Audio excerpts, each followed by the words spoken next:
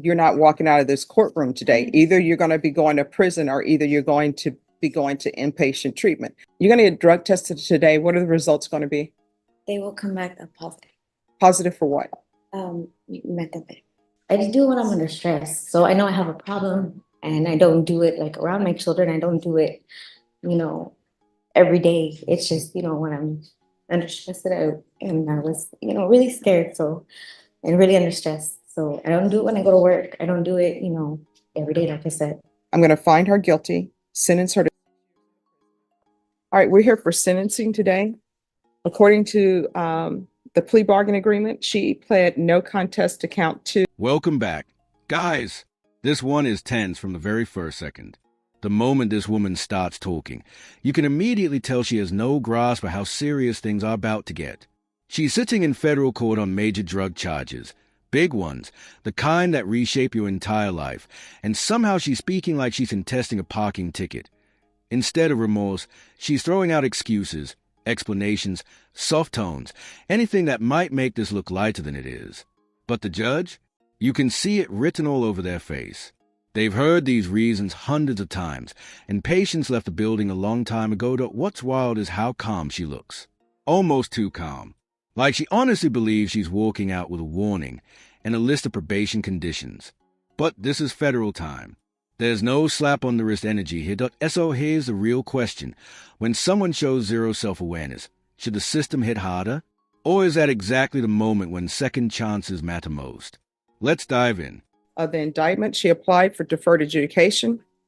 The state is proceeding only on count 2 according to the plea bargain agreement. Punishment is to be assessed at 6 years in the prison, and the state is silent on the defendant's application. The court requested that the defendant's criminal history be provided to the court. There were no objections to the court receiving that from the state. Is that correct? Correct. And any objections to the court reviewing that? No, Judge, of course not. All right. The state is silent. Is there anything you wish to say on behalf of your client? Judge, of course, Ms. Torres is hoping you'll grant her application for deferred. She's in self-employed cleaning houses. She has several customers that rely on her. She has a few kids. She's just asking for the court to maybe direct her to some outpatient treatment because she believes she needs some help with this problem. And other than that, again, she's just hoping you'll grant her application. All right. You want to raise your right hand for me, please? Do you solemnly swear and affirm the testimony you give will be the truth and nothing but the truth, so help you God? Yes, sir. All right. You can lower your hand, state your name for the record. Missy Torres, Missy Ann Torres. All right. So you're going to get drug tested today. What are the results going to be? They will come back a positive. Positive for what? Methamphetamine. All right. So how often are you using meth? I only do it when I'm under stress, and I did it because I could get denied for adjudication, so I'm sorry, what? I could get denied the application, so I just kind of was I just do it when I'm under stress. So I know I have a problem, and I don't do it like around my children. I don't do it, every day. It's just when I'm under stress and I was really scared, so and really under stress. So I don't do it when I go to work. I don't do it every day, like I said. All right. So how many children do you have? I have 3. What are their ages? 11, 8, and 5. And where are they now? 2 of them are with their dad and 1 is with my grandma. Man, it's a fake calm that gets me every time. She's sitting there like this is just a minor life inconvenience. Like she misplaced her wallet, not got caught running felony-level narcotics, and the way she talks, it's not regret, it's not honesty, it's strategy. You can feel her shaping every sentence, testing the judge's reaction, trying to craft a perfect sympathy pitch. But here's what so many people forget. Federal court isn't a vibe test. It's numbers, history, weight, prior chances, and risk assessments. Charm doesn't outplay accountability. Not at this level. Honestly, I'm curious. Do you guys think the judge is buying any of this? Because from where I'm sitting, the mask is sliding. All right. With your grandmother, so their great grandmother? Yes. All right. So, do you help take care of your children? Yes. How often? I see them every other weekend. And I don't pay child support, but I pay them, my exes, and I have my daughter. My daughter is with me. No, you just said your daughter is with the Yeah, great but grandmother. I live with my grandmother. This was it. All right. So I help take care of her. She All right. helps me take care of her. Okay. So one, I don't think it's appropriate for you to be cleaning houses Okay. because of the nature of this offense. And two, I don't think it's appropriate for you right now to be taking care of your children. That's why I'm asking for help, Your Honor. I'm sorry, what? That's why I was asking for help, Your Honor. That's why. All right, your help is not going to be outpatient treatment if I grant this application for deferred adjudication. So you're going into custody today. Okay. All right. So it's just a matter of what I'm going to do with you. I will tell you the court's issue, and if you want to address this, I know the state is proceeding on count 2 of possession, but she had a lot of drugs with her. No, So I don't understand, if you're working homes, then why do you have a scale with Wait. you? Because that's, according to this, you had drugs, you had a scale in your purse, and there were baggies totaling 32.0 grams. well, Your Honor, I was a heavy user back then, and it was. Oh, you're not, I tell you what, I don't think, and if I'm wrong, correct me. I don't think you were using 32 grams of meth. It was only 28. No, you have meth here for 4.964 grams, and you also have meth for 27.459 grams. And what you pled to in count 2 was a possession 4 to 200 grams. So this is not a possession 1 to 4. So we're talking about 27 grams. And according to the stipulations, that what was found in your bag, it says, I searched her bag and inside a Paris Hilton makeup bag box were baggies, a scale, and crystal-like substance inside a cut vacuum sealed bag. That's from your Paris Hilton makeup bag. So what I had, the meth was it was double bagged in a sandwich bag. So yes, ma'am, I know it was 20, but This is one of those cases that makes you genuinely wonder if some people ever face reality. You get caught with a whole setup, equipment, product, intent, and your defense is basically, I don't even do it that much. That's not a legal argument. That's denial wearing lip gloss. And the worst part? She's treating this entire situation like it's just another bump in the road. No urgency, no fear, no responsibility. Just floating through the hearing like the consequences are optional. But the federal court doesn't care how softly you speak or how gentle you try to sound. They care about the weight, the intent, the potential for danger, and whether you're a risk to the community. And based on everything we're seeing, that risk is screaming at full volume. Why do defendants always act confused when they built the whole case against themselves? it's because that was my personal. I didn't have any other. And last time I went, they tried to only give me which was 14 grams. So I had to. No, what I'm telling you is, they said the baggie found in Robert's pocket tested positive for meth and had a field weight of That was 6.12 Robert's, grams. that wasn't mine. No, I'm not saying that was yours. So the 6.12 grams that were found in his pocket, they're saying that was his. It was in his pocket.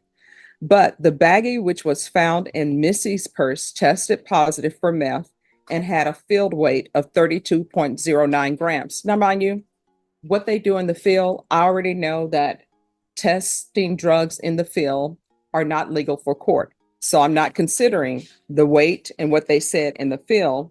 I'm considering what has been given to me for laboratory reports. So this was the professionals testing it, not a presumptive. And it says 27.459 grams was the net weight of the meth that you had in your Paris Hilton bag.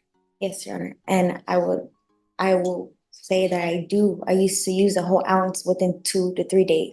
So I was a heavy user. And they, like I said, they tried to give me half of that the last time. And right now it's going for 250. So if I'm paying 250, I wanted the whole thing. I wanted to make sure. I'm just being honest, and I'm sorry. Excuse me for being No, I transparent. want you to be honest and I want you to be transparent. I'm sorry for being transparent, but it's something that I feel like I work for my money, and I didn't want just to get gypped again. I can promise you I didn't sell anything. It was because I've been gypped many times. So I did get it. Now it was double bagged because I don't know, that's the way they gave it to me. I can't, and it is my mistake and I'm taking full responsibility, but I wasn't selling drugs. I wouldn't, I guess I have a job, and I only, back then I was, a heavy user where I would just do it before work, after work, and I didn't have my children in my life. Now I do have my children back in my life, and I'm trying to be a good mom. So I thank you for, giving me an inpatient program. Well, no, I'm not saying I'm going to give you Oh, I'm inpatient. sorry. What I'm saying is that you're not walking out of this courtroom today. Either you're going to be going to prison or either you're going to be going to inpatient treatment. So it's very important that you be 100% honest with me, because I'm telling you, the state proceeded on a possession, but the amount of drugs you had and the way they were packaged, that's concerning for the court. So you're saying that you just bought a bunch of meth and you were saving it up for use? So I would use within 2 to 3 days, that was all my personal. Like I said, they tried to sell me half of that one time, and I went back to the same person, but I said, I'm gonna weigh it myself to make sure I'm getting the right amount, because I'm an addict. I'm sorry, I am. And we're not. So you travel with your own scale? Well, at the time I did, because like I said, I've been gypped, and it's, when you're an addict, that's all you think of, just how to get, make sure you're getting what you need. And honestly, I can see where I made my mistake, but I won't, I'm being honest with you. I've heard some wild defenses over the years, but this one's almost insulting. You really think the court is going to ignore the portable drug lab sitting in your purse just because you calmly claim you're not a seller? Come on. This isn't a harmless mistake. This is textbook preparation for distribution. Trying to downplay it doesn't make you look innocent. It makes you look reckless and manipulative. At what point do these defendants understand they're not outsmarting the system? They're just talking louder while digging deeper. It was my skeleton measure, so my personal, that's it. And I don't know if Robert would tell you that was my personal as well. Like, I mean, I don't want to call him or anything, you can if you want to, but he would tell you that's what I used to pick up. Oh, no, I'm not going to be calling Robert, because Robert probably has a case of his own. Right. But I'm saying Robert can tell you too, within 3 days, maybe 2 to 3 days, really, it would have been gone, and I would have been back doing it again. Now I don't. It was kind of like a stress thing. And where did you get your drugs to use today before you came to court? Just an old friend. I hadn't talked to him since, and it was on Saturday when I knew it was, coming, and I guess I felt, under pressure. Good. If Yes. I say something, I think the fact that she would actually go out and do the same drugs that she's about to get sentenced for in a couple of days, I think really speaks to the fact that she has a serious addiction problem that I think only rehab can treat. And if you decide that's ISF or SATF or SAFE, we understand that, but I think she really needs treatment. Okay. All right. This is what the court is there anything else for me to say? All right. This is what the court is going to do. I see that she hasn't been to prison before. I'm going to find her guilty, sentence her to 6 years in the prison, the therapeutic community. There's to be no contact with Robert Marble. Give her credit for any time served, and I'll retain jurisdiction. Okay. All right. And you can explain to her what that means. Did you review the document entitled Trial Court Certification of Defendant's Rights to Appeal with your attorney? Did you understand it? 6 years might sound heavy until you look at the whole picture. This wasn't a one-time slip-up or an unlucky stop. This was a full operation, and she knew exactly what she was doing. And yeah, the part that always hits hardest is the kids. But what kind of example is being set when your mom is running a drug line like it's part of the weekly routine? Sometimes a sentence isn't about punishment. It's about stopping a cycle. Cold. Would anything less have changed the course? Or would it have just delayed the next arrest? Because this is a plea bargain agreement, because I followed your plea bargain agreement, and because you waived your right to appeal, you do not have the court's permission to appeal. Do you understand? Yes, sir. Because this is a felony conviction, you're not allowed to own or possess any weapons or ammunition. If you have a question over what a weapon or ammunition is, you need to speak to an attorney. Do you understand? Yes. All right, we can go off the record. I'll tell them. So here's the thing. When I say that I'm going to retain jurisdiction, what that means is they're going to take you to prison.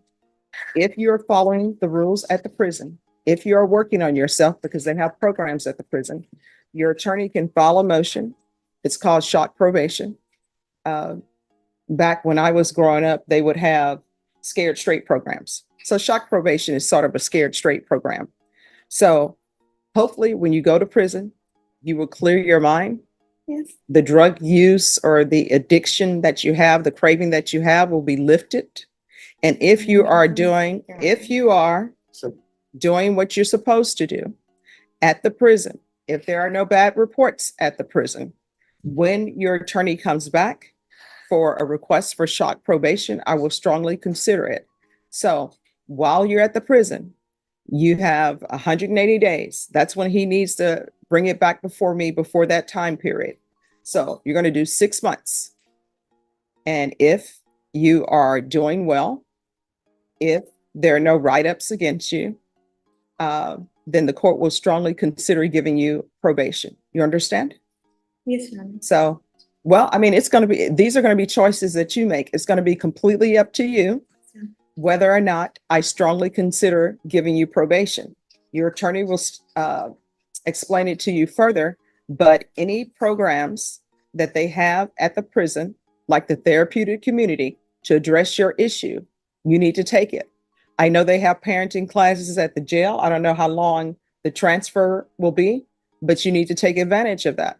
When you see people come before me and they've gone to anger management class, they've done parenting classes, they've availed themselves of everything at the jail and everything at the prison, that is what you need to do. You need to immediately sign up for it. If for some reason there's overcrowding and they don't give it to you, it would be better for you to have signed up for it than to just throw up your hands and say, I'm not trying. Do you understand? Yes. And next time, if you have a case before any judge, don't use before coming to court. You understand? But I do appreciate your honesty, but you're going to have to get your life in order. Otherwise, children is going to be without their mom. You understand? All right. Good luck to you. You're welcome. Thank you. So that's how it ends. Another case, another family fractured, another judge forced to pick the least damaging choice in a situation where no one walks away unscathed. I don't know if I'd call it justice, but I do know the court didn't have many other options. When someone is this deep in the mess and still trying to spin the narrative, you're not dealing with misunderstanding. You're dealing with someone who never expected consequences. The saddest part, it's predictable. Same charges, same excuses, same destruction. And yes, the system is cold, but it's built that way intentionally, especially when minors and repeat offenses are on the mix. Most people don't understand that at the federal level, intentions matter less than setups, patterns, and risk. So the question is this: what do you do with someone who clearly needs help, but also clearly put other people in danger? That's the line this judge had to walk. Drop your thought below. I read every single comment. And if you're into real consequences with no sugarcoating, make sure to like and subscribe. Thanks for watching, and I'll catch you in the next one.